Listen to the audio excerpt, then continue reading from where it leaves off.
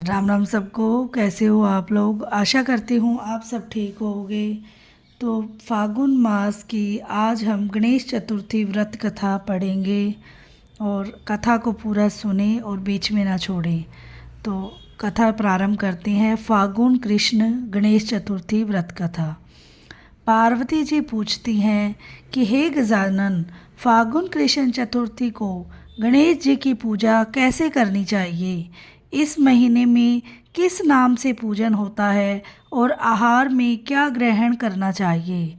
गणेश जी ने कहा कि हे माता, फागुन चतुर्थी को हैरंब नाम से गणेश जी की पूजा करनी चाहिए। पूजा का विधान पूर्वोक्त रूप से है। इस दिन खीर में कनेर के फूल मिलाकर गुला बांस की लकड़ी से हवन करना चाहिए। विद्वानों का मत है कि आहार में घी और चीनी लें। इससे संबंधित एक पूर्व कालिका इतिहास सुनाता हूँ। युधिष्ठिर के मन में प्रश्न उत्तर में जैसे ही कृष्ण जी ने कहा था उसे मैं सुनाता हूँ। श्री कृष्ण जी ने कहा कि प्राचीन काल में युवनाशव नामक एक राजा हुए थे। वे धर्मात्मा, उदार, दाता, देवताओं एवं ब्राह्मणों का पूजक था। उस राजा के राज्य में विष्णु शर्मा नामक एक तपस्वी ब्राह्मण रहते थे। वे वेद वेता एवं धर्मशास्त्रज्ञ थे।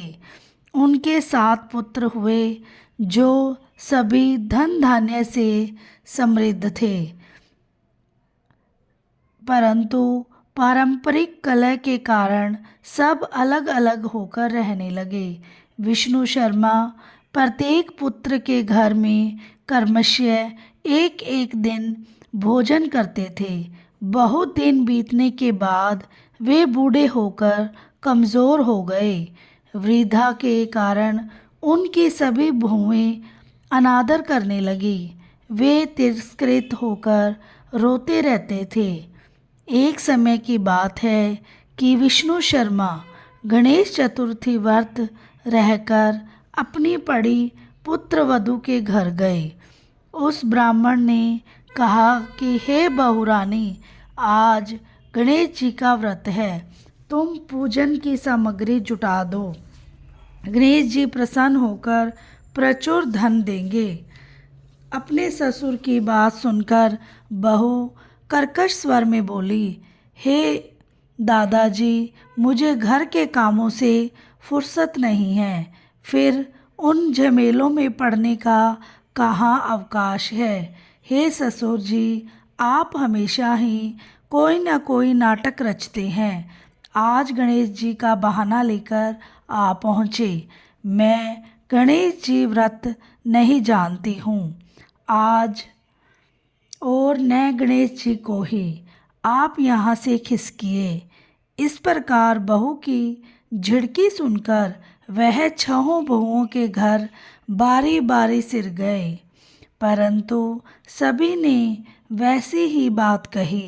सभी जगहों से अपमानित होकर वह कृशकाया ब्राह्मण बहुत ही दुखी हुआ। इसके बाद वह छोटी बहू के घर जाकर बैठ गया। छोटी बहू बहुत ही धनहीन थी। वह संकोट में पड़कर कहने लगा। ब्राह्मण ने कहा कि अरे बहुरानी, अब मैं कहाँ जाऊँ? 6 बहुओं ने फटकार दिया, तुम्हारे यहाँ तो व्रत सामग्री एकत्रित करने का कोई समाधान नहीं दिख रहा है। मैं स्वयं बहुत वृद्ध हूँ। हे कल्याणी बहू, मैं बार बार सोचता हूँ कि इस व्रत में सिद्धि मिलेगी और सभी कष्टों का अंत होगा। अपने ससुर की बात सुनकर छोटी बहू कहने लगी। बहू ने कहा कि हे दादाजी, आप इतने दुखी क्यों हो रहे हैं? आप अपनी इच्छा के अनुसार व्रत कीजिए। मैं भी आपके साथ संकटनाशक व्रत को करूँगी। इससे हमारे दुखों का निवारण होगा। इतना कहकर छोटी बहू घर के बाहर जाकर भिक्षा मांग लाई। अपने और ससुर के लिए अलग अलग लड्डू बनाए। चंदन, फूल, धूप, अक्षत, फल, दीप, नवेद और तांबुल उसने सब अलग अलग करके ससुर के हाथ साथ पूजन किया। पूजन के बाद उसने ससुर को सम्मान पूर्वक भोजन कराया। भोजन के अभाव में स्वयं कुछ भी न खाकर निराहार रही। हे देवी, अर्धरात्रि के बाद उसके ससुर विष्णु शर्मा को के दस्त होने लगे, जिससे उसके दोनों पैरों पर छींटे पड़ गए। उसने ससुर के पैर धुलाकर शरीर पोंछा और वह शोक करने लगी और मुझे हतभाग्नि के कारण आपकी ऐसी दशा क्यों हुई? हे दादाजी, रात को अब मैं कहाँ जाऊँ? मुझे आप कोई उपाय बतलाइए। रात भर विलाप करते रहने के कारण अनजाने में उसका जागरण भी हो गया और फिर सुबह हुआ। छोटी बहू क्या देखती है, उसके घर में हीरा मोती और मणियों का ढेर पड़ा है, जिससे घर प्रकाशित हो रहा है। अब उसके ससुर का के दस्त भी बंद हो गया। आश्चर्य में पड़कर वह अपने ससुर जी से पूछने लगी, यह क्या बात है? यह संपत्ति किसकी है? अरे, इतना मणि मूंगा आदि मेरे घर कहाँ से आ गए? हे दादाजी, क्या कोई हम लोगों को चोरी में फंसाने के उद्देश्य से तो घर में नहीं डाल दी गया है? पतोहू की बात सुनकर ब्राह्मण कहने लगा कि हे कल्याणी, यह सब तुम्हारी श्रद्धा का फल है। तुम्हारी भक्ति से गणेश जी बहुत प्रसन्न हो गए हैं। इस व्रत के प्रभाव से ही गणेश जी ने तुम्हें इतनी संपत्ति दी है। बहू कहने लगी कि हे दादाजी, आप धन्य हैं। आपकी कृपा से ही गणेश जी प्रसन्न हुए हैं। मेरी दरिद्रता दूर हुई है, घर में अतुल संपत्ति आई है और आपकी कृपा से भी धन्य हुई। इस प्रकार वह ससुर जी से बार बार कहने लगी। अब छोटी बहू के घर में अपार संपत्ति देखकर अन्य सभी बहुओं को क्रोध की सीमा न रही। उन्होंने कहा कि बूढ़े ने अपने संपूर्ण संचित धन को दे डाला है। बंधुओं के पारंपरिक कले को देखकर विष्णु शर्मा कहने लगे कि इसमें मेरा कोई दोष नहीं है, केवल इस व्रत के प्रभाव से ही गणेश जी प्रसन्न होकर छोटी बहू को दिया है। गणेश जी ने कुबेर जैसी संपत्ति प्रदान की है।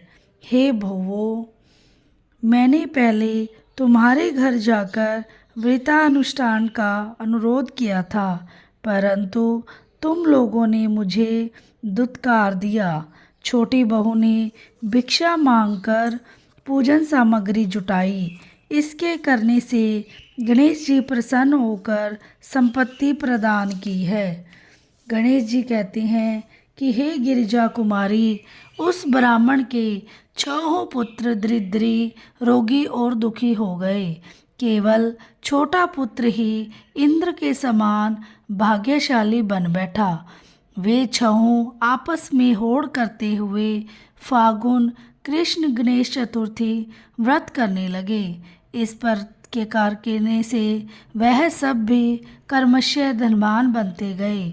इसी प्रकार दूसरे लोग भी जो इस व्रत को करेंगे, उनका घर भी धन धान्य से भरा पूरा हो जाएगा। श्री कृष्ण जी कहते हैं कि हे पुरुषोत्तम युधिष्ठिर, गणेश जी चतुर्थी व्रत के प्रभाव से राज्य की कामना करने वाले को राज्य की प्राप्ति होती है। इसीलिए हे राजन, आप भी इस व्रत को शीघ्र ही कीजिए। फलस्वरूप आप कष्टों से छूटकर राज्य का सुखोपभोग करने लगेंगे। श्री कृष्ण जी के मुख से इस कथा को सुनकर युधिष्ठिर जी बहुत प्रसन्न हुए और व्रत करके गणेश जी की कृपा से अखंड राज्य के अधिकारी हुए। बोलो श्री गणेश जी महाराज की जय हो। जैसे गणेश जी महाराज ने उस बहू को सब कुछ दिया, वैसे ही हम सबको देना। कहानी सुनने वाले, ओंकारा भरने वाले और कहने वाले को भी उसके पर घर पर रिद्धि सिद्धि धन लक्ष्मी की मेहर करना और सब पर कृपा बनाए रखना। बोलो गणपति महाराज की जय हो।